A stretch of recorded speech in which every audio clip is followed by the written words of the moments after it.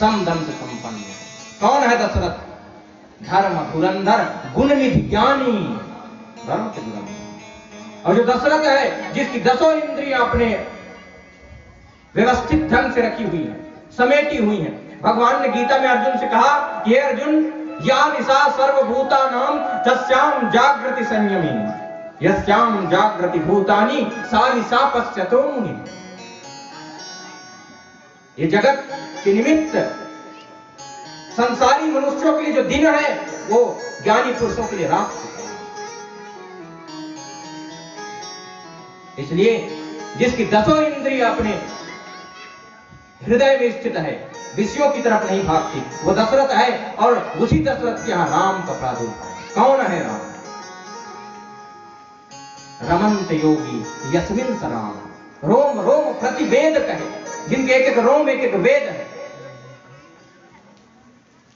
अनंत शास्त्रम बहुलास्त्र विद्या, जिसको शास्त्र और अनेक विद्याएं जिनकी स्तुति कहते हैं, वेद जिनको नेति नेति कहते नहीं जानते हैं।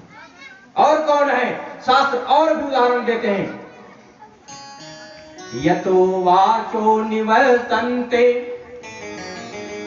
अप्राप्य मनसा सह। कहां है वो?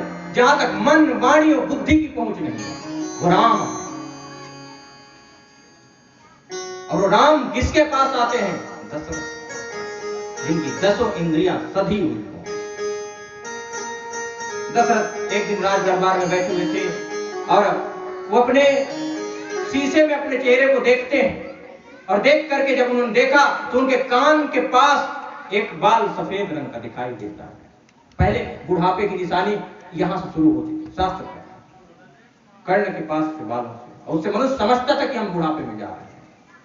अब कलयुग में सब स्थितियां बदल चुकी हैं, बच्चा भी बूढ़ा नजर आने लगता है। इसलिए अब इस बात से कोई प्रमाण सिद्ध नहीं होता। दशरथ दुखी हुए अपने गुरुदेव से कहते हैं, प्रभु मेरा उत्तराधिकारी कौन है? मैं छत्रपति सम्राट, चक्रवर्ती सम्राट। वशिष्ठ ने कहा कि यदि आज वृद्धावस्था में तुमको चेत आ रही है, सोच आ रही है कि अब मैं मुझसे पूछ रहे हो, इससे पहले जब युवावस्था में थे तब तुमने कभी मेरे से संतान के बारे में चर्चा नहीं की।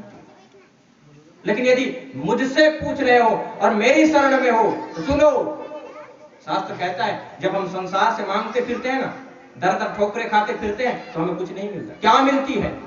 ताने मिलते हैं, ठुकराए जाते हैं। लेकिन कहां मांगना चाहिए? राम जी की कथा कहती है जब मनुष्य गुरु की शरण में जाता है, हरि की शरण में जाता है, तब उसे मिलता है। कितना मिलता है? एक गुना ही मिलता, 4 गुना मिलता है। बस इसलिए कह दिया, धरा हूं धीर हुई है सुत चारी, त्रिभुवन विदित भगत भयहारी। राजन, धरा हूं धीर हुई है सुत चारी। अब जब मेरी शरण में आए हो तो गुरु शरण से खाली तो जाओगे। इसलिए हुई है सुतचारी। तुम्हें एक सुत नहीं हो, तुमने एक मांगा, 4 मिलेगा। पुत्रेष्ठ यज्ञ होता है और भगवान राम का प्रादुर्भाव होता है। बोले श्री रामचंद्र भगवान की। पावन नवमी का दिन, नवमी तिथि मधुमास पुनीता, और भगवान प्रकट होते हैं। भगवान कौशल्या को साक्षात चतुर्भुजी रूप में दिखलाते हैं। और भगवान जब आते हैं, भय प्रकट कृपाला दीन दयाला, कौशल्या हितकारी।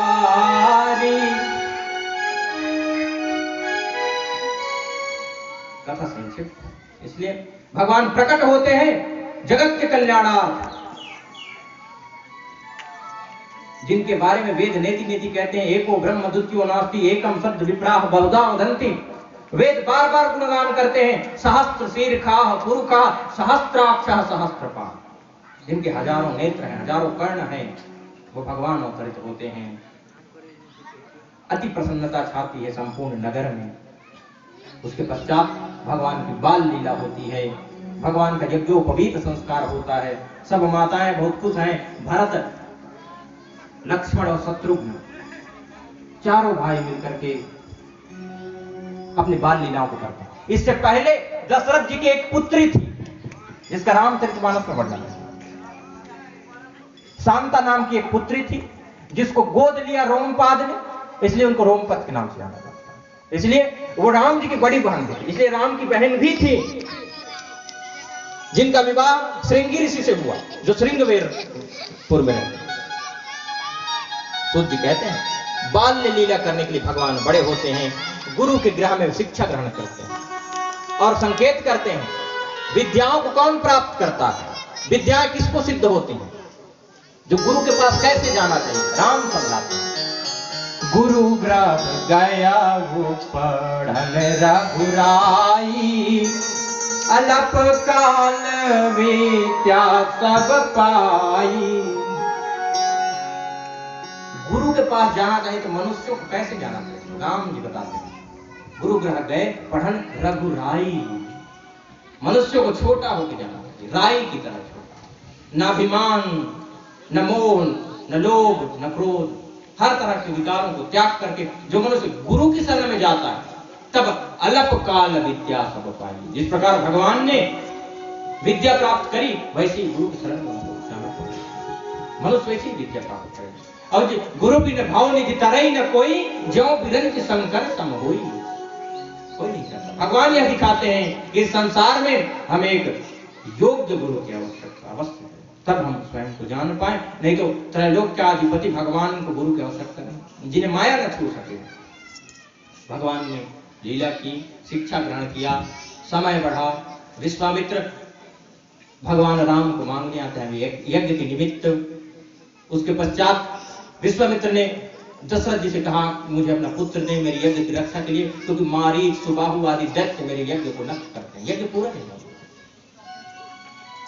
और इसलिए मैं राम को मांगने आया हूं। दशरथ ने कहा मैं जाऊंगा, और मैं भी त्रैलोक को जीतने की सामर्थ्य रखता हूं, इसलिए मैं जाऊंगा। लेकिन विश्वामित्र ने कहा मुझे मारना नहीं, तारना, और तारने की सामर्थ्य आपने, तारने की सामर्थ्य राम ने। लेकिन वशिष्ठ के आने के पहले दशरथ क्या कहते हैं, चारे पुत्र प्राण की नाई, पर राम देते नहीं बनहि गोसाई। वैसे मैं सब कुछ दे सकता हूं, संपूर्ण सेना सब कुछ मैं त्याग सकता हूं, पर राम देत नहीं बनहि गोसाई। सुखदेव जी कहते हैं एक भक्त को दशरथ की तरह होना चाहिए, सब कुछ जाए तो जाए पर राम न जाए। पर कलयुग है, विपरीत चलता, राम जाए तो जाए पर सब कुछ रहे। इसीलिए कलयुग है, मनुष्य के मन में कलुषता कलि के प्रभाव कारण, इसलिए राम देत नहीं बनहि गोसाई, अड़ जाते हैं। वशिष्ठ आते, वशिष्ठ ने समझाया, विश्वामित्र नहीं मानते, वशिष्ठ युक्ति निकालते हैं, मैंने राम की कुंडली देखी है कि राम का विवाह होगा, इन्हीं के साथ, इसलिए जाने दो। और दशरथ तैयार हो गए।